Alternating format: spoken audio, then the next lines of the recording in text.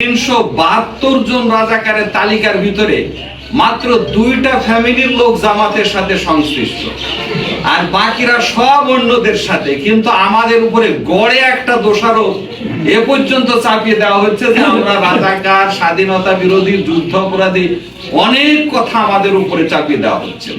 বৈষম্যহীন একটা বাংলাদেশ হয়নি, বরং আপনারা যারা মুক্তিযুদ্ধে যাওয়ার অর্থ জীবনটা দেওয়ার জন্য চলে গিয়েছিলেন, তা আল্লাহ হায়াত রেখেছেন তাই আছে। অনেকে হয়তো আপনাদের মাঝ থেকে যুদ্ধকালীন সময়তে বিদায় নিতে হয়েছে, যাদের পরিবার আজকে শহীদ মুক্তিযোদ্ধা ভাতা পেয়ে থাকেন। আল্লাহ আপনাদের হায়াত রেখেছেন, লম্বা সময় পরেও আজকে আপনারা এই জায়গাতে আসতে পেরেছেন, আলহামদুলিল্লাহ। কিন্তু বৈষম্যহীন বাংলাদেশ গঠন হয়নি। আমরা 10 সালে এসে আমরা পরবর্তী প্রজন্মের লোক, কিন্তু আমাদেরকে বারবার শুনতে হচ্ছিল দেশে স্বাধীনতা বিরোধী আমরা, রাজাকার আমরা, এই কথাগুলো শুনতে হচ্ছিল। যার কারণে আমরা মেহেরপুরে আমাদের মুক্তিযুদ্ধের উপরে একটা ইতিহাস লেখা আছে, গাংনীর লেখক, ওই বইটা আমরা সংগ্রহ করলাম। পরে জেলেও একটা কপি আছে, এটা সংগ্রহ করার পরে আমরা ওটা স্টাডি করলাম। স্টাডি করে দেখলাম যে মেহেরপুর জেলাতে আমাদের 372 জন রাজাকার এর তালিকা আছে বইটা। তো ওইটা নিয়ে আমরা সব এলাকায় ছড়িয়ে পড়লাম, আসলে লোকগুলা কারা আমরা একটু দেখে নিই। তো এইটা দেখতে যে দেখেছে 372 জন রাজাকারের তালিকার ভিতরে মাত্র 2টা ফ্যামিলির লোক জামাতের সাথে সংশ্লিষ্ট, আর বাকিরা সব অন্যদের সাথে। কিন্তু আমাদের উপরে গড়ে একটা দোষারোপ এ পর্যন্ত চাপিয়ে দেওয়া হচ্ছে যে আমরা রাজাকার, স্বাধীনতা বিরোধী, যুদ্ধ অপরাধী, অনেক কথা আমাদের উপরে চাপিয়ে দেওয়া হচ্ছিল।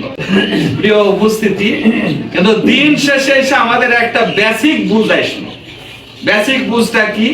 এই লম্বা সময় যেনারা আমাদের বিপক্ষে অবস্থান গ্রহণ করলেন এবং আপনাদেরকে মানে একটা চেতনার নাম করে লুটে ফুটে খালেন, তাদের অবস্থা আমরা দেখলাম যে যাদের মানে বঙ্গবন্ধু শেখ মুজিবুর রহমানের আকৃতি ধরে কোটটা যাদের যত চকচকে ছিল, আর আমাদের বিপক্ষে যত বেশি বলতে পেরেছে, সে তত বড় দুর্নীতিবাজ হিসাবে পরে চিহ্নিত হয়েছে।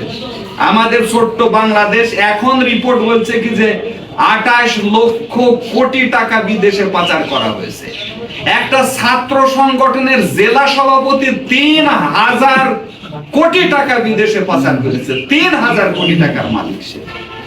এবং আজকে আমাদের অজান্তে যারা দেশটাকে বৈষম্যহীন একটা বাংলাদেশ বানাবার চিন্তা ভাবনা করেছিলেন, স্বাধীন সার্বভৌম একটা বাংলাদেশ বানাবার চিন্তা ভাবনা করেছিলেন, আজকে আমাদের অজান্তে আমাদের প্রত্যেকের মাথা পিছু ঋণ এখন 1 লক্ষ টাকা।